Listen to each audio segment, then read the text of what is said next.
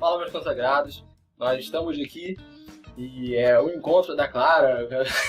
Sacanagem. Então, hoje estamos aqui com o nosso primeiro convidado, e nada mais nada menos do que Pedro Aragão, que eu sempre embolo na hora de falar, que é o meu irmão. Meu irmão ele está se preparando para fazer vestibular esse ano, vai fazer o vestibular da UERJ, como toda pessoa sensata que mora no Rio deveria fazer, e ele está muito ligado na questão do livro que vai cair nessa prova, que é daqui a 8 dias, que é o livro Hora de Alimentar a Serpente, da Marina Colaçante. Eu quis fazer esse vídeo, tipo, eu não li o livro, eu não fui ver a palestra, né? Eu não fui me informar muito sobre o livro, porque, tipo, eu não preciso fazer essa prova. Mas como ele fez isso, porque ele vai fazer essa prova, dá pra gente fazer esse vídeo falando um pouquinho sobre o livro. A primeira coisa que eu queria falar, cara, você que leu o livro, né, se informou um pouco assim, é que eu peguei o livro pra ver, né, dei uma olhadinha, li alguns contos, e parece que é um livro muito doido, cara. Eu acho que essa deve ter sido a impressão da maioria das pessoas, porque você pega o livro, você começa a ler os contos, e os contos são meio loucos, você não entende muito o que ele tá falando, parece que o elefante voou e soltou bolinhas de purpurina, e acaba o conto, e já começa outro com títulos tipo Violões Verdejantes. E assim, o que é isso? Livro doido desse? Então, pelo que eu li, eu acho que o livro é um livro tipo, bem moderno, né, que, tipo, bem diferente, bem incomum de ser tratado em vestibular. A UERJ está com essa iniciativa de colocar livro é algo bem recente, que você tem de uns 3 anos para cá, mais ou menos. Então, eu acho que esse livro, assim, ele trata... É um livro moderno, de uma escritora que pode ser considerada moderna. A Mariana Colaçante é uma escritora que começou escrevendo para a literatura infanto-juvenil, né? Posteriormente, conto de fadas. Né? Eu acho que o livro de contos também está muito ligado com essa questão de você retratar, na verdade, não o gênero conto em si, você retratar coisas da realidade. Eu acho que uma coisa que é muito cobrada, que inclusive a Mariana Colaçante vai falar, se você pesquisar vídeos, você tem no YouTube dela, no canal da própria editora do livro, do Global Editor, ela fala que o que ela espera do leitor é que o leitor entenda exatamente que ela tem uma bagagem cultural muito grande e ela vai tentar passar essa bagagem que ela tem para o livro. Né? E espera que cada um tenha essa bagagem, que se dá com as experiências difíceis por cada um, com o conhecimento que cada um tem e vai acumulando ao longo do tempo. E ela vai tentar expor isso nos contos. Né? E os contos eles têm uma forma muito parecida com a poesia. Então eu acho que uma poesia de forma histórica. Exatamente. E aí seria legal também fazer a diferenciação entre poesia e poema. Né? Que o poema normalmente obedece uma estrutura fixa, né? Estrofes, versos e tal. E o poema não. O poema pode ser um texto qualquer, só que tem uma musicalidade, uma sonoridade que é característica de todos os poemas. O movimento modernista, que é o que se caracteriza por esse livro, ele entra tipo, quebrando paradigmas, quebrando formatos, quebrando coisas, enfim, que dá essa intenção de loucura, que você lê o livro e fala, meu Deus, o que é isso? Realmente a intenção do modernismo é tipo, não se prender a parâmetros. Por exemplo, um soneto. Ano passado, o vestibular da UERJ, na primeira fase, ele usou o livro de sonetos do Vinícius de Moraes. Basicamente, ele está seguindo a mesma lógica. Nesse primeiro exame agora, né? Nesse primeiro exame da primeira fase, ele está usando um livro de contos. Os dois livros são livros que contêm poesia e são várias coisas separadas, né? Vários sonetos, vários contos. O que se diferencia de um livro para o outro é porque o soneto, apesar de Vinícius de Moraes ser um escritor modernista, o soneto ele obedece uma série de regras, de padrões, de coisas certinhas, de números de sílabas. Coisa de maluco, número de sílabas, número de cada coisa. E conto é uma forma de poesia, né? Como você disse, mas é mais... Na verdade, é completamente livre. Né? Seria legal também ressaltar que esse livro, na verdade, não é um livro só de contos. É um livro de contos, de mini-contos e de micro-contos. Isso tudo que eu estou falando aqui advém da minha experiência lendo o livro, ouvindo sobre, né? Então, eu indico, para quem não assistiu, por exemplo, a palestra, teve da UERJ. Todos os anos a UERJ tem essa iniciativa de fazer palestras sobre o livro, né? Quer dizer, desde que começou a colocar o livro nas provas, a cobrar um determinado livro. Então seria legal também um vídeo que eu assisti de um canal chamado Do Monteiro, em que um cara, no caso deve ser o Monteiro, no canal, ele entrevista uma professora de português que comenta sobre o livro. Inclusive ela vai falar sobre isso, né? Porque você tem, normalmente, um conto, ele tem, tipo, não é padrão, mas a maioria dos contos, você tem, tipo, uma história, uma narrativa, e não é nem muito grande, nem muito pequena.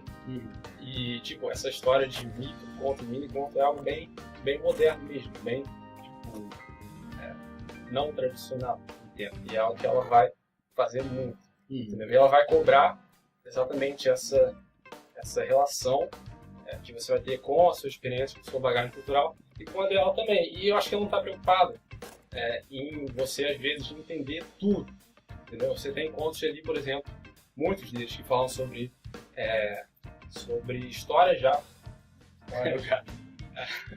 Histórias que já existiram. E ela vai modificando essa história, né? Por exemplo, você tem, se eu não me engano, 8 contos que tratam de fatos históricos mesmo, de eventos históricos, de coisas que aconteceram. Inclusive o título desses contos é História, né? História 1, História 2, História 3, História 4. Se eu não me engano, são 8. Nessas histórias, ela fala sobre o fato que aconteceu realmente. Se você pesquisar na internet, você vai ver que tem algo parecido que já aconteceu. Por exemplo, um conto fala sobre a Guerra de Troia, e ela fala sobre o cavalo, né? Você tem aquele episódio que eles constroem um cavalo de madeira, outro e tal. E vai fazendo essas relações intertextuais. Você relacionando com textos, com histórias já existentes, né? Esse é o interessante da literatura, gente. Porque a literatura que a gente pode chamar de literatura clássica que não é uma literatura, por exemplo, Harry Potter, essas coisas assim. Não que essa não seja importante. Mas essa literatura, digamos assim, a literatura mais brasileira, que é a mais, tipo, Machado de Assis, esses grandes escritores, assim, grandes clássicos, eles trazem muita bagagem de muita coisa, entendeu? Então eles pedem esse tipo de livro nos vestibulares, porque é um tipo de livro, não foi diferente no ano passado, não foi diferente nos outros anos, que trazem muita coisa, filosofia, sociologia, história, muita coisa dentro daquela coisa. Cita acontecimentos, às vezes o próprio contexto, às vezes não sempre, o próprio contexto histórico que o livro é feito, traz muitas coisas daquele contexto histórico. Então, tipo, não é apenas um livro de contos para você ler como se fosse a história do Patinho Feio, entendeu? São livros que tratam de um monte de coisas que às vezes é até complexo da gente entender. Eu indico muito para vocês verem a palestra, porque eles dão um esclarecimento muito legal. Eu queria falar sobre a Mariana, ou Marina Colasanti. Ela é italiana e brasileira, né? Nasceu na Itália. Na verdade, ela nasceu na África. Nasceu na Eritreia. Que era uma colônia italiana. A parte histórica eu não sei. Sim, se eu não me engano, era uma colônia italiana. Não sei se ela nasceu na Eritreia, se mudou para a Itália. Eu acho que ela viveu a maior parte da sua vida na Itália. Mas já ainda tem essa influência da Eritreia e depois foi... Quer dizer, não viveu uma parte da vida na Itália, não. Viveu um período maior do que viveu na Eritreia, depois veio pro Brasil. Veio pro Brasil e ela tem a dupla nacionalidade. E isso é interessante. O que ela falou? Você viu um vídeo sobre ela falando sobre o livro? Ela falou isso? Então, o que acontece? No YouTube você tem um vídeo do canal da editora, no caso a editora do livro, que é a Global Editora. Então, normalmente a Global Editora entrevista os entrevistaram a Mariana Colasanti para falar sobre a construção do livro. E exatamente, quer dizer, você vai ter uma noção melhor se você assistir o livro. Eu recomendo assistir o vídeo. Eu recomendo que você assista a entrevista, que ela fala umas coisas bem interessantes acerca da construção, como que ela pensou. O que ela estava, inclusive, as ideias, né? Como escrever aquela loucura. Inclusive, ela fala muito sobre, por exemplo, a questão filosófica da coisa, né? Que ela tipo, um escritor, quando alguém que escreve um livro, ainda mais tipo, um livro de literatura, ele se utiliza de muita coisa externa ao que ele está pretendendo fazer. Porque a literatura é uma arte, é a arte da palavra, então você brinca com essas coisas, não é somente escrever uma história. Então ela fala, por exemplo, que leu muitos filósofos, leu muitas coisas para construir os contos.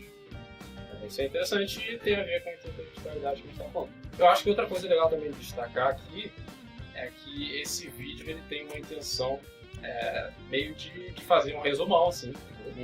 Tem como. Para quem não tem tempo, né, de assistir, por exemplo, a palestra, que tem 2 horas e tal, ou de assistir vários vídeos sobre, né, então tratar de uma maneira bem geral, tudo que tem de informação sobre esse livro. Bem genérico. De quem já leu, como de vídeos de palestras e da experiência de como os livros são voltados no vestibulador. E destacar também que aqui são opiniões de livros que podem ter acerca do livro, né, e que pode ter opiniões diversas. Né? Então, não é à toa que o canal tem a opinião da Aragão. São opiniões. Como eu já falando sobre a escola literária, né, o mundo livro e tal. Sobrando basicamente 2 tópicos aqui para falar. Primeiro os contos separados, né, como você lê o conto, qual é a mensagem que ele traz, o que você tem que ir para a prova pensando daquele conto. Eles passam alguma história, contam alguma coisa que aconteceu, ou é simplesmente um monte de jogo de palavras. Então, eu acho assim, que realmente quando você abrir o livro para ler, você vai ter um impacto, porque não é algo comum, não é algo... Eu olhei e falei, bicho, o que é isso? Eu acho que você tem que fazer o seguinte, é algo que eu faço no meu estudo sempre. Você não deve ler o livro por ler, tá? Você deve ler ele com intenção de estudar esse livro. Estude sobre a autora, estude sobre o texto, o conteúdo daquele livro, estude sobre tudo que você puder acerca do livro, que tenha a ver com o livro. Né? Então, por exemplo, o conto, você vai achar muita coisa sem sentido porque você não sabe o que ela está falando. Então, eu sugiro que você pesquise aquilo que você não entende.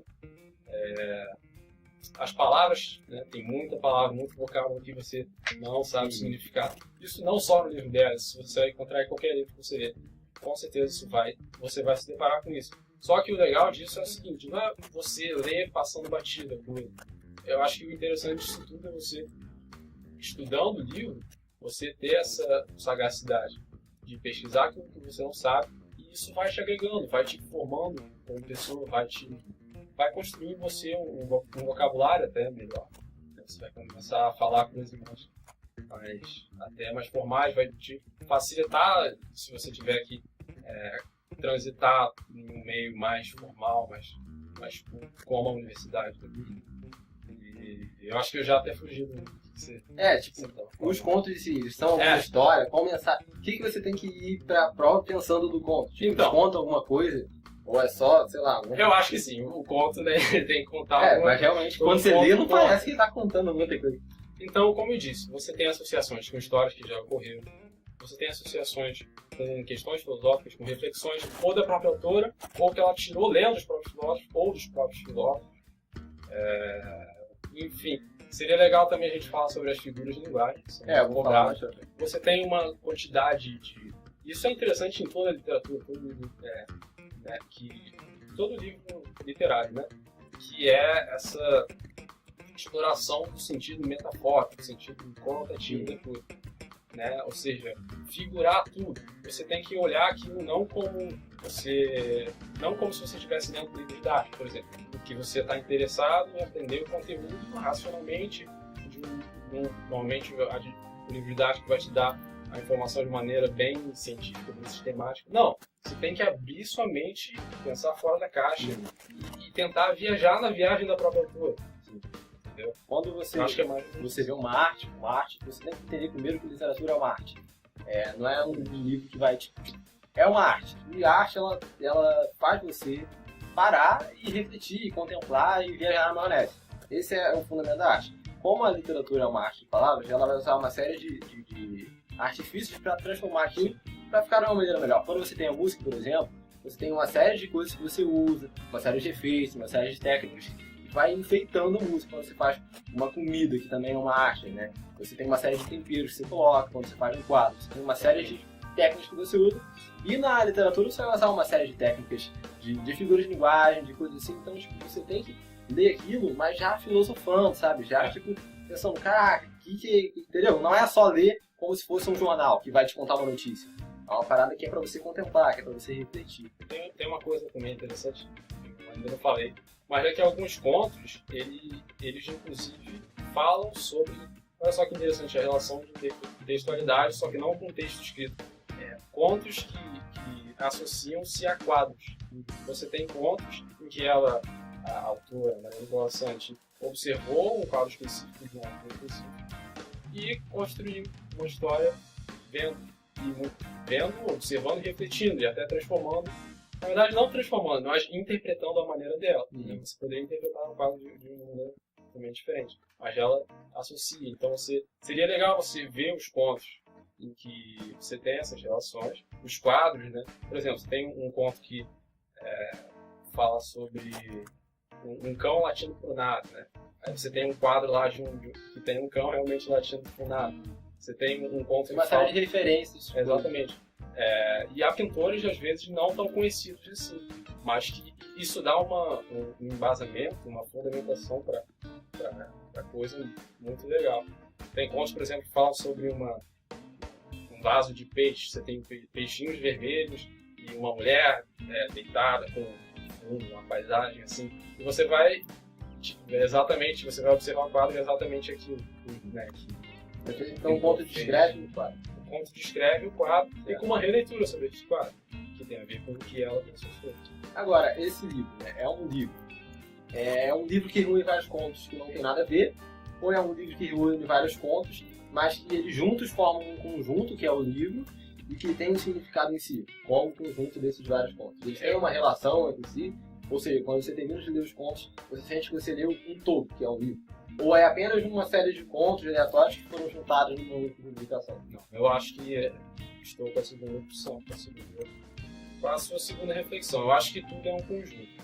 É claro que você pode tirar coisas muito interessantes lendo um conto só, ou alguns separados, mas depois que você termina o livro, você tem uma noção muito legal, assim, você começa a associar coisas. Os contos se relacionam entre si. Inclusive, o próprio título relaciona com o texto. Eu queria falar sobre o título. Hora de Alimentar a Serpente. O que tem a ver esse título? Talvez caia alguma coisa sobre esse título.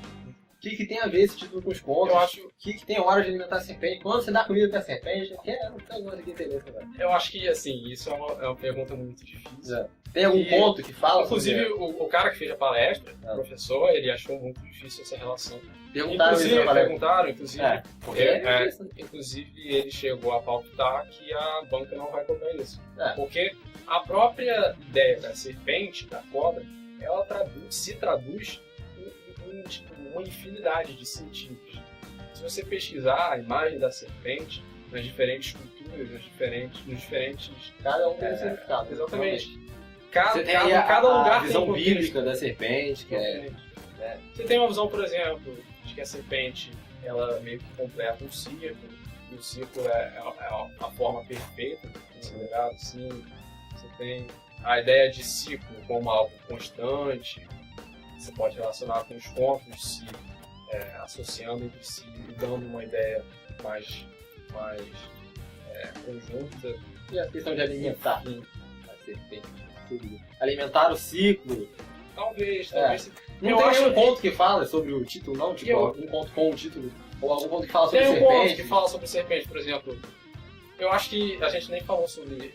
O legal seria a gente ter mostrado o livro aqui e eu iria avaliando o livro. Só que acontece que eu emprestei o livro para uma pessoa, então a gente não está com o livro aqui. Seria muito mais fácil ir comentando até alguns pontos mais interessantes. Mas quem está falando? Se tem algum conto que fala sobre serpente... Ah, sim. Tem um conto que fala sobre, metaforicamente, né? Dá a ideia de uma serpente como se fosse um fio de uma agulha, tipo, em que se costura um determinado tecido. Enfim, tem uns contos meio malucos que eu não vou lembrar agora. Pode dizer que a costura o conta, né? Costura a história, sei lá. Mas eu acho que algo que foi tratado na palestra também, que o professor destacou, é que muitas das coisas que está tratado ali no livro, talvez a Marina não espere que todo mundo entenda. Porque é algo muito subjetivo. Quem escreve uma coisa reúne muitas vivências. Fica aberto para interpretação. Exatamente. Também. Não tem uma resposta certa. Então, tipo, isso acabou. É meio que uma interpretação dela. Ela pode ter feito com a intenção de despertar outras interpretações, a própria dela mesmo. Se a gente conseguir interpretar talvez da forma que ela fez, talvez seja interessante. Mas, exatamente, é aberto. O livro de literatura, os contos, tudo, são abertos a releituras, a interpretações das mais variadas. E eu acho que por isso não tem como a prova cobrar essas o livro de uma forma subjetiva. Vai ser Por assim, mais que seja difícil. vai ser basicamente assim. Você vai estar perguntando, caraca, legal. Você falou então que o livro é uma loucura, que a literatura é aberta, não tem regra, que não tem nada. Aí a prova vai cobrar o livro. O que elas vão pedir? Porque, sendo assim, qualquer resposta minha seria correta. Como é o modo de abordagem? Cara, eu vou falar assim pra você. Como que a UERJ costuma abordar esse tipo de livro, ainda mais esse tipo de livro que é um livro de conto, né? Que é um livro de soneto, que é um livro que possui vários textos separados, e não que é um livro que tem uma história completa que vai seguindo. Normalmente são livros do segundo exame, da primeira fase, da redação e da prova exclusiva de português. Normalmente, cara, eles se baseiam nesses textos para fazer perguntas de gramática, por exemplo, é o que mais acontece. Eles pegam um conto, né, ou um soneto, né, no caso vai ser um conto, colocam lá o conto que eles querem, destacam alguma parte e pedem algo de gramática para você.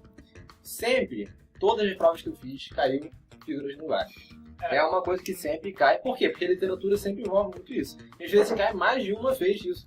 Então, metáfora, eufemismo, comparação, metonímia. Cara, você ir pra prova da UERJ tem que estar sabendo figuras de linguagem. Não é uma coisa difícil de saber. Sabe figuras de linguagem é legal, porque certamente vai cair pelo menos uma questão que o cara nunca viu não cair.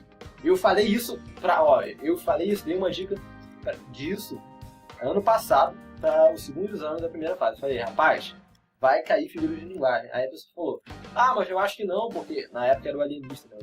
É um livro que a professora falou que não costuma ter muito figuras de linguagem e acabou que caiu figuras de linguagem, porque não tem como, entendeu?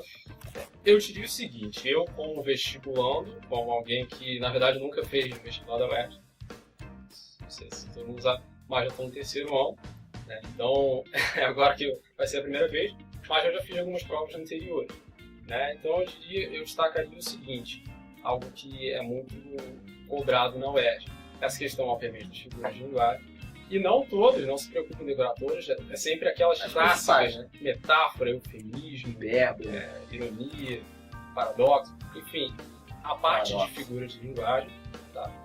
A parte de semântica também é importante, que tem a ver com a gramática, que é uma parte da gramática, ou seja, as relações de sentido, aquela coisa, né? Relação de oposição, de gradação e tal. Como é muito subjetivo, vai cair muito semântico. Ou seja, eu acho que eles não vão cobrar uma parada muito interpretativa no sentido no sentido subjetivo da coisa. Porque o subjetivo é aberto. Mais de uma compreensão, entendeu? Uma compreensão sua do texto.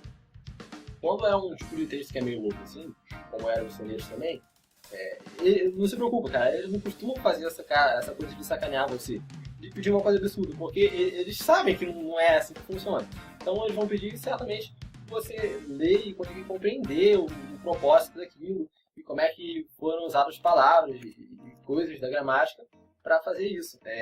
Não se preocupem em ter lido todos os contos, de saber cada palavra de cada conto. Você não precisa fazer isso. Mas vai você entender o contexto, o conjunto, como que funciona, como se caracteriza o modernismo, enfim, o que estava pensando, passando na cabeça dessa pessoa quando escreveu esse livro doido. E basicamente é isso, cara. Eles vão pegar alguns trechos e vão pedir coisas de gramática para você. Não costumam pedir coisas de sintaxe, sabe? Essa parte da gramática que é mais rígida, que é mais regrinha. Não, eles costumam pedir uma parada que tem mais a ver com a literatura, que é a parte semântica, que é a parte de... Algo interessante também que foi até destacado na palestra, né? Eles nunca vão cobrar um conceito. Normalmente quando uma questão aborda um conceito, esse conceito já vem explícito na própria questão. Ele define e aí sim cobra a compreensão, a reprodução da pessoa sobre o. Então é basicamente isso, cara. Considerações finais. É um livro que é um pouco diferente, mas sabe, a prova um pouco tranquilo, porque certamente eles vão colocar os pedaços dos contos que eles vão querer, eles vão destacar, porque não tem como você decorar todos os contos, entendeu? E vão pedir normalmente coisas que são simples, que dá pra você, até sem nunca ter lido o livro, descobrir, porque às vezes só olhando o conto ali você já... E entendendo o que ele está pedindo, isso é importante, entender o que o cara está pedindo na questão, você consegue fazer. Não vai pedir a história para você, tá? O que aconteceu no conto, que mulher fez o que com a jarra, não, entendeu? Não vai pedir essas loucuras. Tem esse custo. Não tem como. Você avaliar pelas provas anteriores. Basicamente isso, alguma consideração final? Não, assim, eu tô assim, nervoso e ansioso, tanto como todo mundo que vai testar, em busca de um conceituado, tá? Eu diria que isso também me consola um pouco. A gente tem uma segunda oportunidade em setembro, né? Então não se desespere se você não conseguiu tirar, se teu curso é muito concorrido. Né? Eu te digo que, cara, se você leu o livro, se você entendeu mais ou menos, se você procurou se interessar, ver palestras, assistir sobre, pesquisar as palavras que você não entendeu, tentar estabelecer, tentar encontrar algum sentido naquele conto, associar ele com histórias, com Coisas que você conhece, exatamente. Uma coisa que eu esqueci de falar, tem contos que falam, por exemplo, muitos deles, inclusive, falam sobre questões bíblicas, tipo, sobre, por exemplo, a história da criação, entendeu? Outros já associam com a Divina Comédia de Dante. Ou seja, cara, é uma relação assim, muito intertextual muito grande. Tipo, ela meio que quis colocar ali muita coisa, tudo que ela talvez... Tipo uma obra que resumisse a vida dela. Um resumo literário. E acredito que a intenção dela é que você leia e faça suas próprias associações com o que você viveu. Não com o que ela viveu, porque ela sabe que você não vai ter vivido tudo que ela viveu. Mas, tipo, ver no livro e associar as coisas com as coisas que você viveu e meio que participar junto da obra, porque a arte traz muito disso. E a UERJ ela vai cobrar que você compreenda essas questões, entenda como é que funciona essa parada, sabe? Que você não seja completamente perdido, não faça ideia do que está acontecendo. Entenda essa coisa, consiga compreender e entender o propósito e entrar nessa arte, refletir, pensar e achar as coisas que tem que achar. E tem outra coisa também. Eu sei que Essa você queria finalizar, né? Mas essa é meio que a conclusão para deixar bem porque eu tô lembrando aqui das coisas. Trata também de uma questão muito legal. Você tem 13 contos, se não me engano, e você provavelmente São quantos contos no total?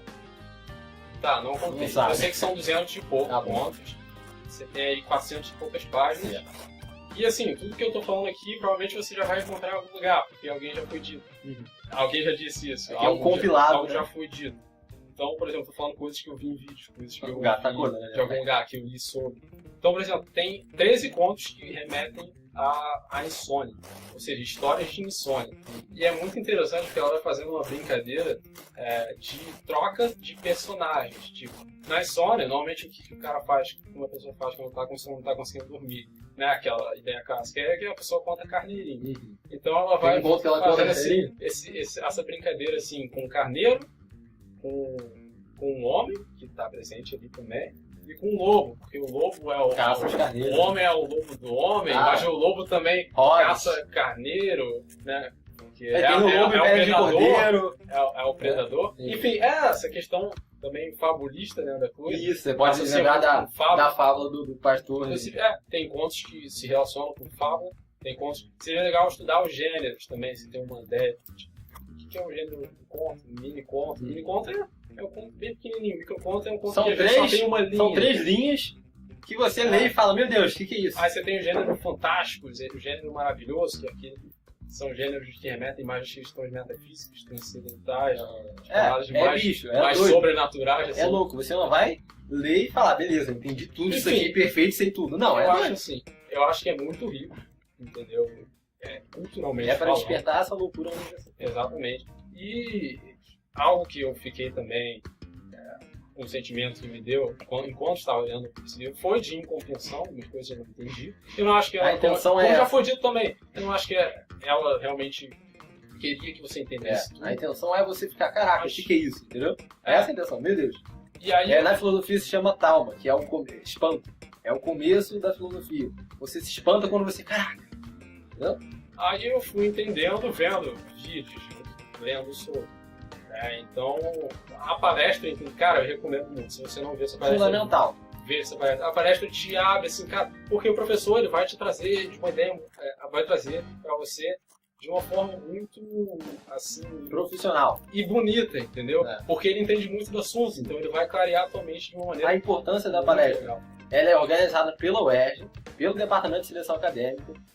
O cara que entrevista o professor é o coordenador, é o cara que manda no vestibular da UERJ toda, e o cara que eles chamam é um professor de letras que é especializado no tema daquele livro, entendeu? Então, tipo, não existe vídeo melhor para você assistir do que a palestra feita pelo UERJ, com o coordenador do vestibular da UERJ, com o professor especialista da UERJ, tipo, não foi aquele professor que fez a prova, não foi aquele professor que não sabe o que vai cair, mas, tipo, o melhor cara pra dizer aquilo é ele, entendeu? Porque é o professor. Né? Eu acho que o vídeo já deve estar ficando um longo programa, né? Mas é importante. Mas eu acho que a gente cumpriu o propósito. É isso aí. Eu agradeço variar, né? você ter vindo aqui. Mais ou menos a mente das pessoas. Até a nossa, né? Agradeço você ter vindo até o meu estúdio aqui. Né? Veio de muito longe, meu irmão. Muito Pô, distante, responsabilidade, né? São tantos Lá de espectadores. Lá de cima do quarto. São tantos espectadores que assistem isso aqui. Vai pra quase 1 milhão de pessoas no Brasil e no mundo. Verdade. Pessoas no mundo que fazem vlog, né? Então, Primeiro de muitos convidados que eu espero, né? Espero que venham mais convidados aqui. Se você me conhece pessoalmente e tem interesse em ser convidado, fala comigo, bicho. Porque eu tô querendo ter convidado. talvez eu volte aqui também. Faça. Eu tô querendo ter convidado, mas tipo, vocês precisam vir aqui. Então eu preciso saber que você tá interessado. Posteriormente, talvez depois que eu tenha passado pela faculdade, né? Eu venho aqui falar sobre a faculdade. E tal. Muito possivelmente é uma coisa que eu quero fazer também. Chamar pessoas pra falar. Eu acho que o melhor tipo de vídeo é esse tipo de entrevista. Porque monólogo às vezes é um pouco chato. Né? Entrevista é legal que, enfim, provocações. Então basicamente é isso. Valeu, galera. Espero que vocês tenham compreendido essa parada doida aí. E que tenha dado uma iluminada, né? Uma clareada nas ideias pra vocês entenderem como é que vai ser essa loucura aí. Show, 8 dias, né? Caiu a caneta ali. 8 dias. Tá chegando. Boa sorte pra vocês, calma, relaxa, você também, fica tranquilo. Chega lá, é só você a prova, ignora todo mundo, é normal você achar que todo mundo é mais inteligente que você, mas tipo, traga pra isso. Recomendações, não esqueça da caneta, tá? Água. Azul ou preta, água, comida. E bicho, esquece de todo mundo lá, entendeu? Faz a prova tranquilão, sem se importar com ninguém, faz ponta no dedo, usa a regra de 3 pra qualquer questão de matemática que você não fazer ideia do que vai acontecer. É isso aí. Boa sorte, valeu. Valeu. Tchau.